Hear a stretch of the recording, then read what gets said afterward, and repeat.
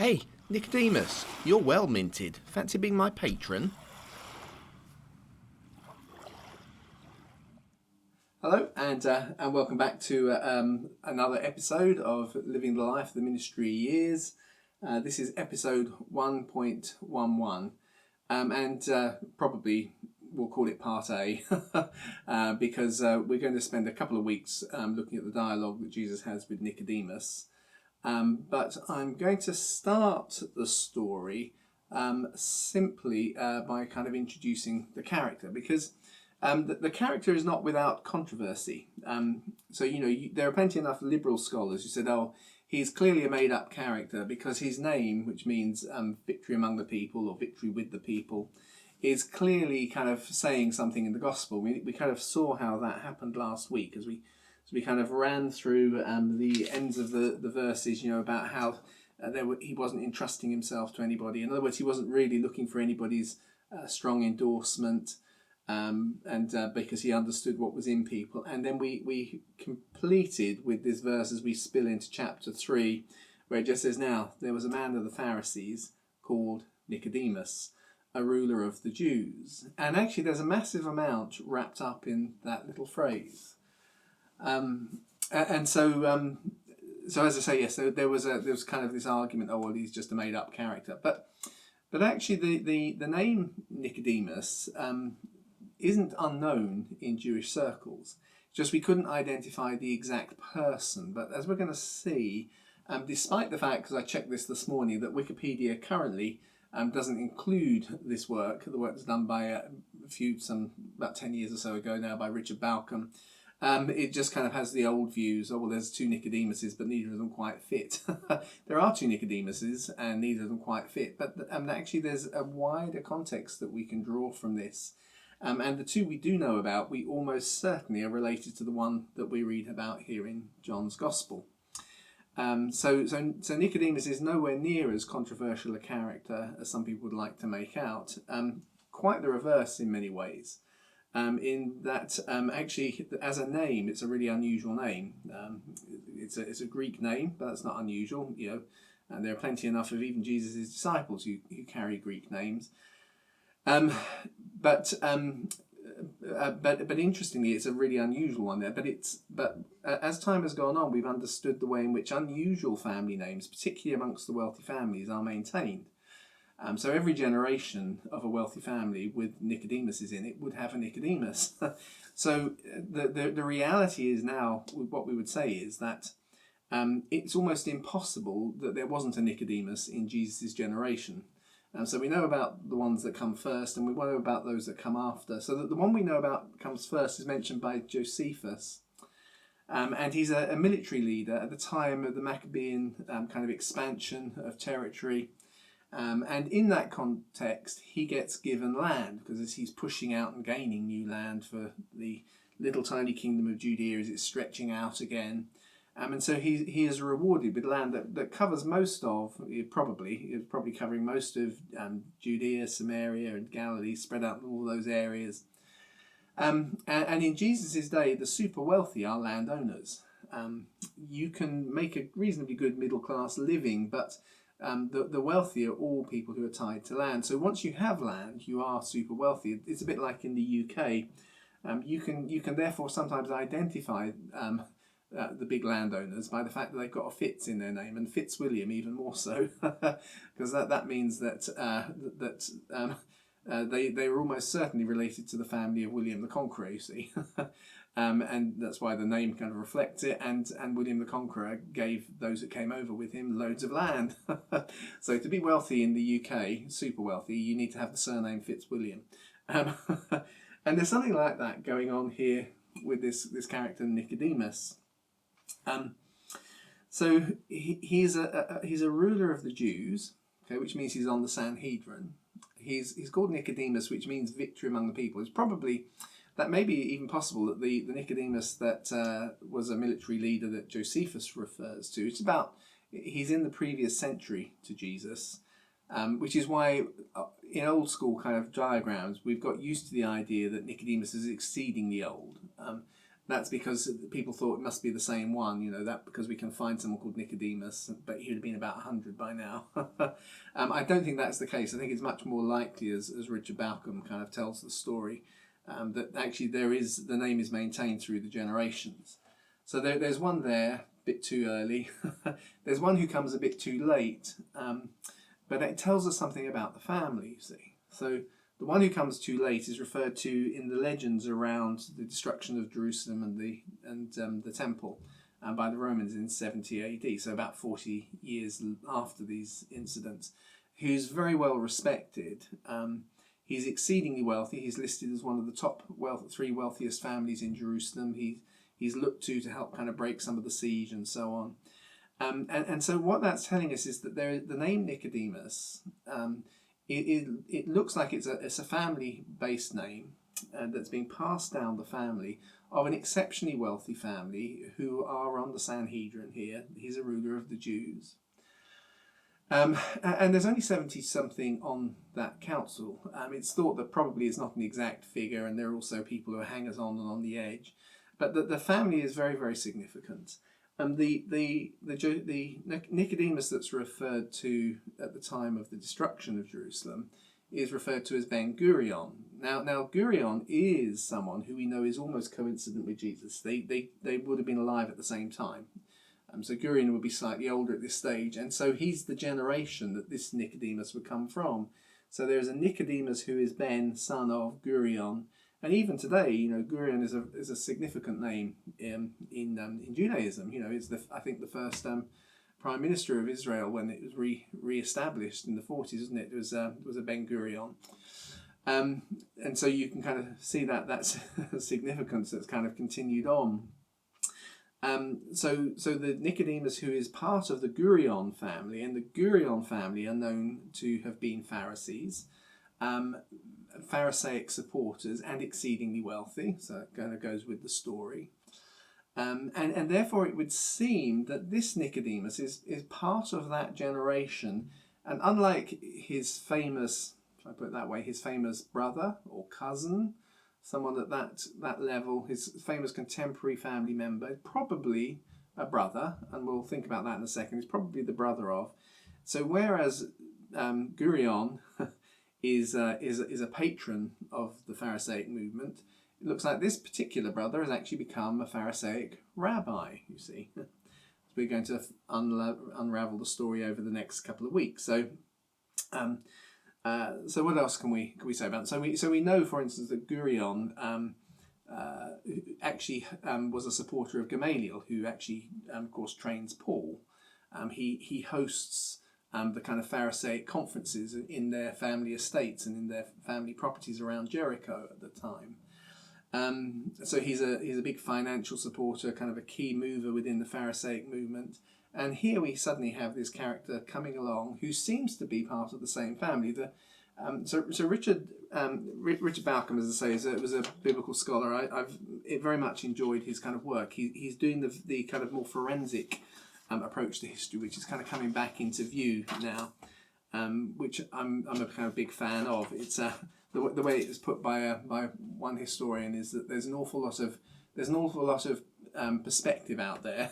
He said, but the opinions of historians who won't count don't count, and I quite like that. So Richard Bauckham was in that thing where they went and they looked at names and they discovered the way in which names are maintained within families, which of course is something we read about in the Gospels. Luke's Gospel tells us how John the Baptist, John is a really common name, but people are surprised. Why did you call him John? There's no one in your family called John. And that's because actually there are very... they're not maintained. There are well-respected traditions about how you name people to reflect the flow of a family and to keep stories within a family. Which is why a kind of key significant leader who is perhaps given the name for the first time, Nicodemus, victory among the people because of his expanding military work, we want to maintain that, so we keep somebody in each generation referred to as Nicodemus. So actually you can kind of you can build. I'll put the family tree up. So there's this kind of Nicodemus back, which you read about in Antiquities of the Jews by Josephus. And his family then we kind of encounter in the generation that is just there a little bit ahead of Jesus, but with this big overlap.